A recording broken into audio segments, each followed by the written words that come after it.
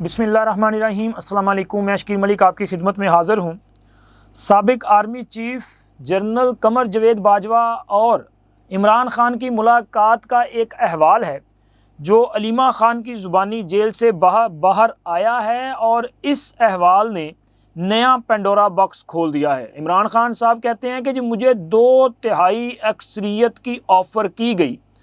کیوں آفر کی گئی، ڈیمانڈ کیا تھی، کیا ڈیل ہو رہی تھی، یہ میں آگے چل کے آپ کے ساتھ شیئر کرتا ہوں۔ اس کے ساتھ ساتھ بات کریں گے میاں نواز شریف کے مطالبے کی۔ ظاہر ہے اتنی بڑی ڈیلیں ہو رہی ہیں تو میاں صاحب خاموش تو نہیں رہیں گے۔ میاں صاحب نے بھی کہہ دیا کہ نہیں جناب ایسے نہیں چلے گا، اور واقعی ایسے نہیں چلے گا، کیونکہ اگر یہی کام ہوتے رہے تو سر پاکستان دا تو پھر اللہ ہی حافظ ہے نا، پھر تو کچھ بھی نہیں ہو سکے گا۔ اور اس کے ساتھ ساتھ جو سوال کیے جا رہے تھے طاقتوروں کی طرف سے یا طاقتوروں سے، ان کے جوابات آنے کا سلسلہ بھی شروع ہو چکا ہے، اور گیم جو ہے وہ برے طریقے سے پلٹ چکی ہے۔ تو سر ویلوگ کا کرتے ہیں آغاز۔ سب سے پہلے میرا خیال ہے کہ بات کریں گے ایک شخص 2 فیصلے اور 1 دن۔ وجہ آپ کو سمجھ نہیں آئی تو سر جسٹس مظاہر علی اکبر نقوی صاحب کا معاملہ ہے۔ ویسے تو میں نے پہلے ویلوگ میں بھی ڈیٹیل کے ساتھ ان پہ بات کی ہے، لیکن جسٹس مظاہر علی اکبر نقوی صاحب نے استعفیٰ دے دیا ہے، لیکن یہ اس دن استعفیٰ دیا گیا ہے جس دن مظاہر علی اکبر نقوی کا ایک دیا گیا بہت تاریخی فیصلہ بھی قاضی فائز عیسیٰ نے اڑا کے رکھ دیا ہے۔ یہ سابق فوجی صدر پرویز مشرف کی سزا کے حوالے سے اپیل تھی، جس کو آج سپریم کورٹ کے 4 رکنی بینچ نے سنا، اور آج اس پر سپریم کورٹ کی طرف سے جو فیصلہ دیا گیا ہے، انہوں نے خصوصی عدالت کا جو سزائے موت کا فیصلہ ہے اسے برقرار رکھا ہے۔ اچھا، یہ فیصلہ برقرار رکھنے سے میرا خیال ہے کوئی اتنا بڑا ہنگامہ نہیں آ جائے گا، کوئی بہت بڑا طوفان برپا نہیں ہو جائے گا، کیونکہ سزا پہ عمل درآمد تو ہونا نہیں ہے۔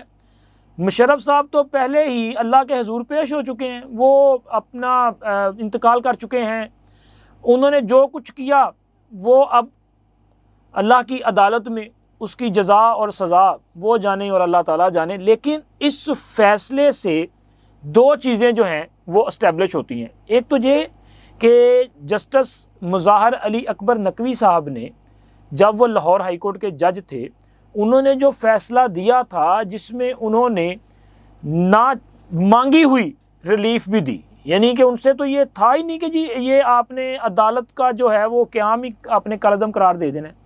انہوں نے خصوصی عدالت کے قیام کو ہی کالعدم قرار دے دیا تھا، اور حالانکہ لاہور ہائی کورٹ کے کسی بھی جج کو یا بینچ کو یہ اختیار ہی نہیں تھا کہ وہ خصوصی عدالت کے فیصلے کے اگینسٹ کوئی فیصلہ کرتے یا اس پر نظر ثانی بھی کرتے۔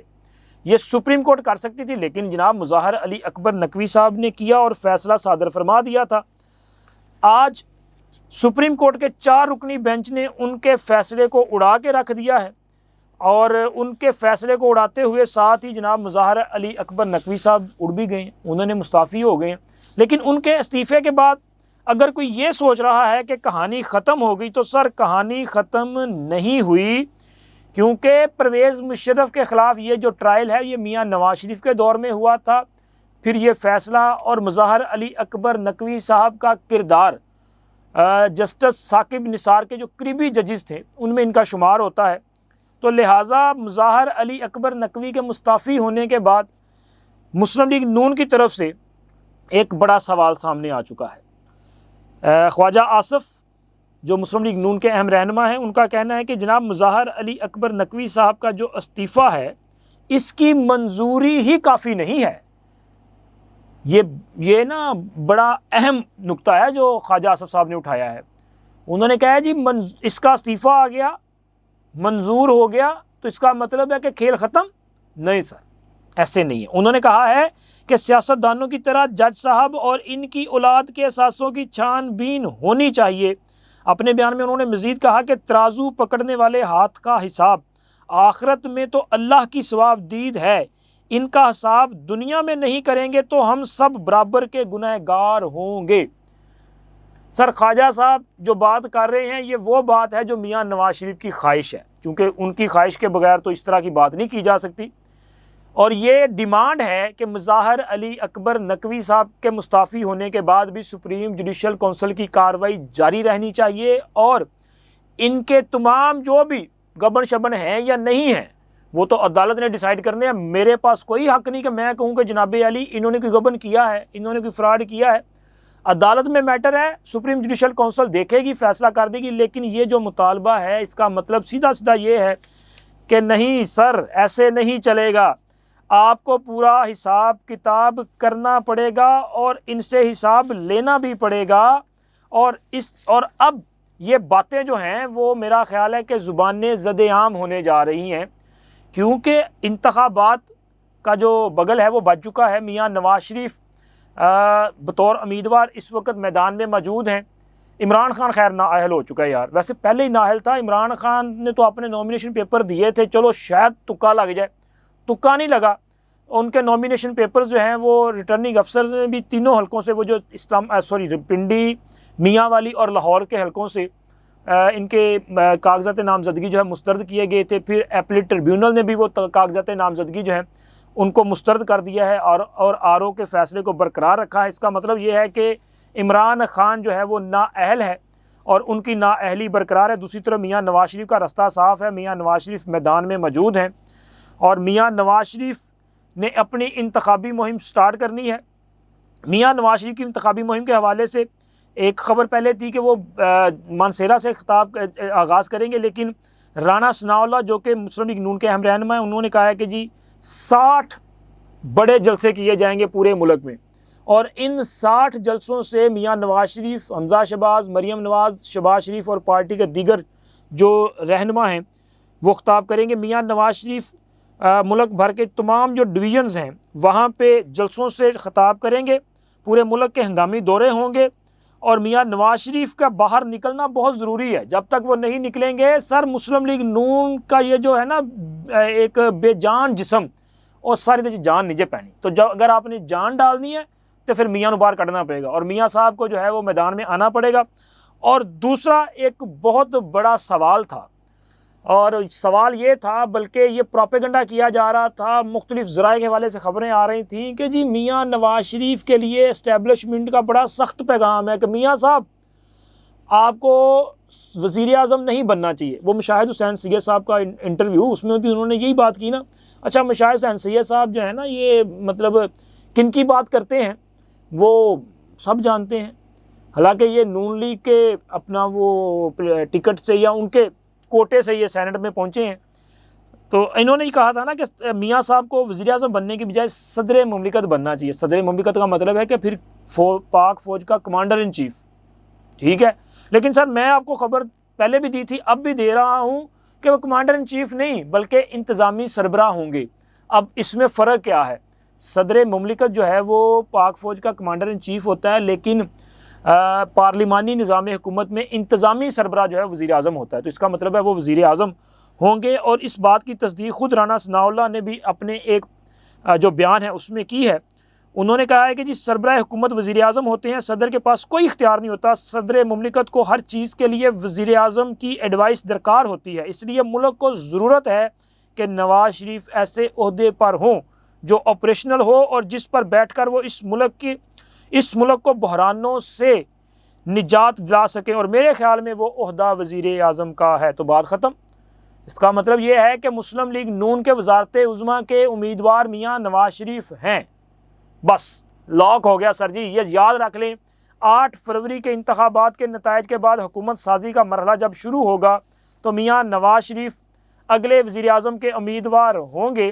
ہاں, مریم نواز بھی میدان میں موجود ہیں. ان کے لیے میں نے آپ کو ایک خبر دی ہے کہ میاں صاحب کی خواہش ہے کہ وہ پنجاب میں وزیر اعلیٰ ہوں. اب وہ پنجاب میں ہوتی ہیں, مرکز میں ہوتی ہیں, آنے والا وقت جو ہے وہ وضاحت کر دے گا. لیکن مریم نواز کے خلاف صنم جاوید صاحبہ کے جو کاغذات نامزدگی ہیں وہ مسترد کیے گئے تھے, ایپلیٹ ٹریبیونل نے بھی مسترد رکھے ہیں. تو اب انہوں نے, یعنی کہ ان کے والد صاحب نے ان کے بہاف پہ لاہور ہائی کورٹ میں اس فیصلے کو چیلنج کرنے کا فیصلہ کیا ہے.